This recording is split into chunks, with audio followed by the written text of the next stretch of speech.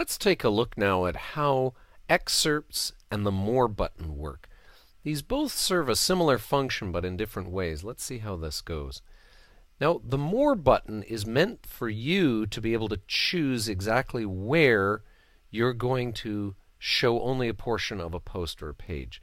So in this particular case, I'm going to select this first paragraph. I put my cursor there, and then I go up here to the More button. And all I do is I click on it here, and it may be a little bit hard to see, but let's zoom in a bit here.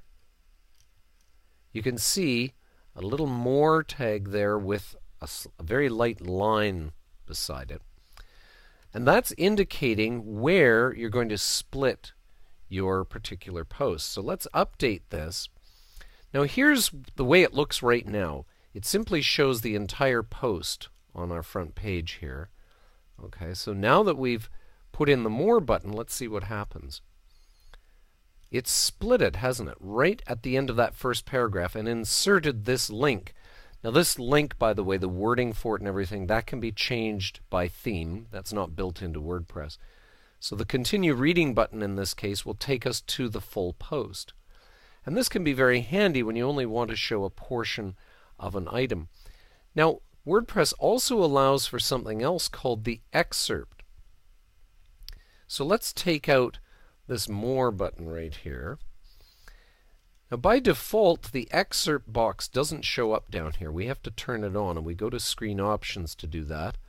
I click Excerpt, and now you can see the excerpt box. And this allows you to put in your own excerpt, your own summary of the post. Now what happens here is, depending on how your theme works, if a theme looks for something called the excerpt, it'll go first to here and say, do you have anything in the excerpt? If you don't, it will automatically grab a certain number of words from the beginning of your post. That's set by your theme, by the way. You can change the number of words that it chooses, but by default it's 55. So again, depending on how your theme works, you may use this excerpt box.